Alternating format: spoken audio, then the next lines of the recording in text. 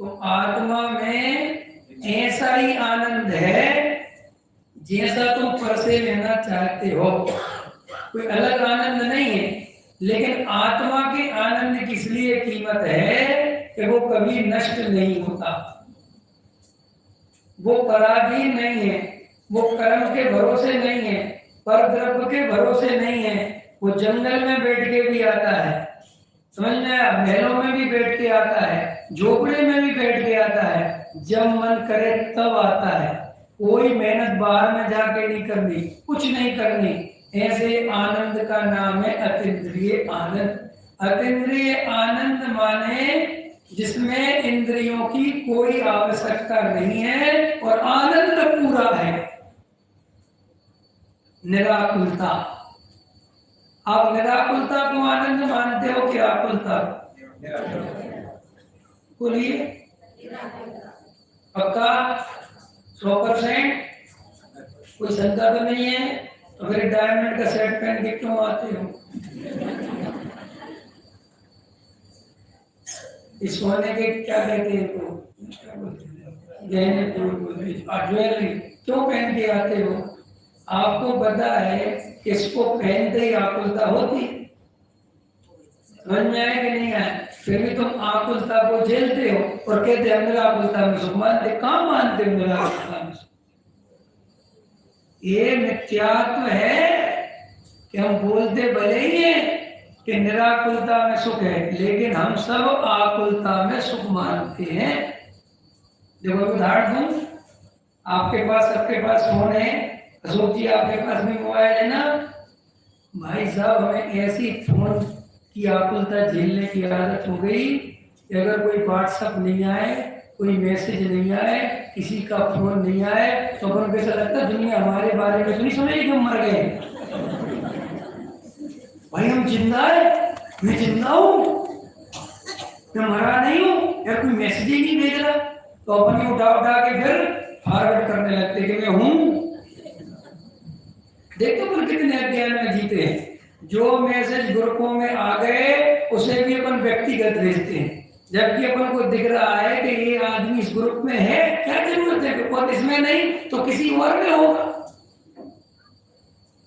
अपना फोन नहीं बजे दिन भर तो आकुलता सी होने लगती, क्या हो रहा है, किसी का फोन ही नहीं है, तो अपन ही कर लेते। क्यों भाई, तुमने फोन ही नहीं किया? तुम कहते हैं मैं निराकुलता पसंद है। कहाँ निराकुलता पसंद है भैया?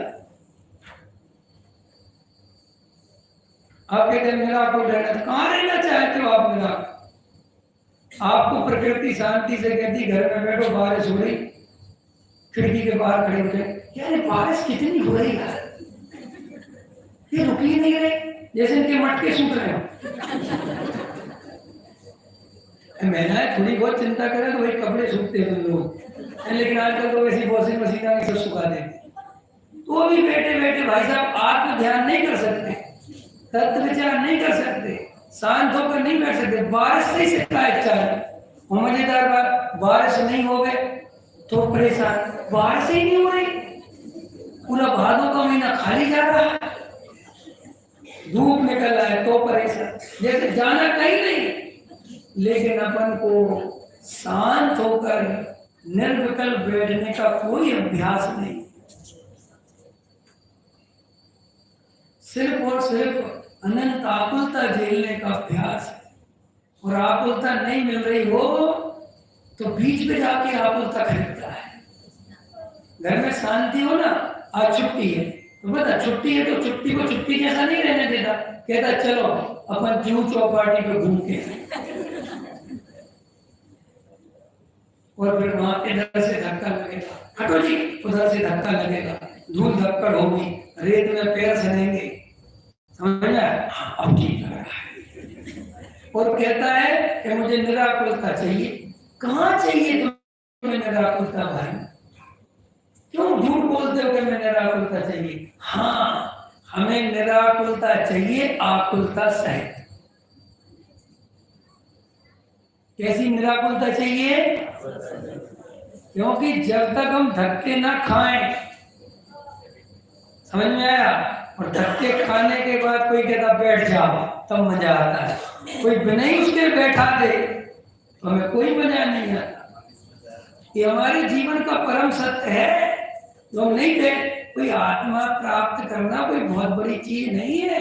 अरे हमें आत्मा चाहिए ही नहीं अभी। कोई सम्यक दर्शन प्राप्त करना कोई कठिन चीज थोड़ी है। अरे जो आदमी सब्जी में से नमक का स्वाद बता सकता है, शिकंजी में नमक कितना है और चीनी कितनी है और नींबू कितना है, जो ये बता सकता है, वो ज्ञान स्वाभाविक आत्मा का अनुभव नहीं कर सकता। आश्चर्य की बात है। बताओ कितना खतरनाक। जो ज्ञान सारी दुनिया का भेद ज्ञान करने में निपुण है, बस स्वयं का भेद ज्ञान करने में अनिपुण है, ऐसा तो नहीं हो सकता। स्वयं के भेद ज्ञान की उसे कोई जरूरत ही महसूस नहीं। आपको जो जरूरत महसूस होती है आप 2 मिनट में कर लेते हो। आप इंजीनियर बन गए, डॉक्टर बन गए, बड़े व्यापारी बन गए, कितनी देर लगी बनने में? बारीक से बारीक बात सीख गए। कैसे सीख गए? अरे रुचि थी, पता था कि अगर व्यापार नहीं सीखा तो पैसा कहाँ से आएगा, और पैसा नहीं आएगा तो सुखी कहाँ से होऊंगा। ऐसी रुचि ने सब कुछ सिखा दिया। ऐसे इस आत्मा की ऐसी रुचि हो कि अरे अगर मैंने आत्म तत्व को नहीं जाना तो मैं सुखी नहीं हो पाऊंगा। अगर मैंने भेद ज्ञान नहीं किया तो मैं कभी आनंद को प्राप्त नहीं कर पाऊंगा। बस ऐसी रुचि जिसको पैदा हो जाए तो तुरंत ही आत्मा की अनुभूति से तुरंत आत्मा की अनुभूति संपन्न हो जाए, कोई देर नहीं लगती। लेकिन असली बात यह है कि हम बहुत ऊपर ऊपर आत्मा की बात सुनते हैं, इसलिए उसमें हमें कोई आनंद समझ में नहीं आता। तो आनंद की परिभाषा समझ गए? आप समझ गए समीर जी? पर पदार्थों को भोग नहीं सकते हम। पर पदार्थों को भोगने की व्यवस्था आत्मा में है ही नहीं। एक द्रव्य दूसरे द्रव्य को भोगे, स्पर्श करे, उसका कुछ करता धरता बने, ऐसा वस्तु स्वरूप है नहीं। अगर ऐसा रियल में होता तो हमारे भगवान वीतरागी कभी नहीं होते, फिर वीतरागता का मार्ग घटित नहीं होता। ये जो वीतरागता का मार्ग घटित हुआ है, ये जो भगवान वीतरागी हुए हैं, मैं एक प्रश्न पूछता हूं, आप लोगों से भी पूछता हूं, हमारे भगवान जगत का कुछ करते धरते क्यों नहीं है? बोलो, हमारे भगवान जगत का कुछ अच्छा बुरा क्यों नहीं करते?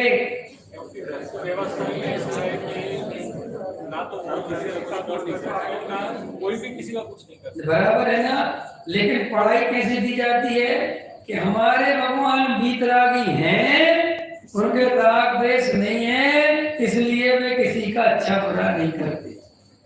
और इस पढ़ाई से क्या नुकसान हुआ कि हमारे भगवान तो वीतरागी हैं, इसलिए कुछ करते धरते नहीं है, लेकिन दूसरे के भगवान रागी द्वेषी हैं, वे करते धरते हैं, उनके यहाँ चमत्कार होता है, इसलिए वीतरागी को छोड़कर रागी की शरण में चले जाते हैं। अरे भाई ऐसा होता तो वीतरागता का कंसेप्ट बनता ही नहीं। ये वीतरागता का जो कंसेप्ट है वो इसीलिए है कि वास्तव में वस्तु का स्वरूप परम वीतरागी है।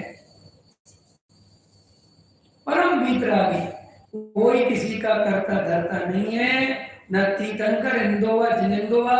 अरे तीर्थंकर परमात्मा को देखो, राजा महाराजा रहते हैं, चक्रवर्ती रहते हैं, लेकिन उन्हें रंच मात्र भी इस जगत का परिणमन कराने का भाव इसलिए नहीं आता कि उनको एक सम्यक दर्शन है कि कोई किसी का परिणमन नहीं करा सकता।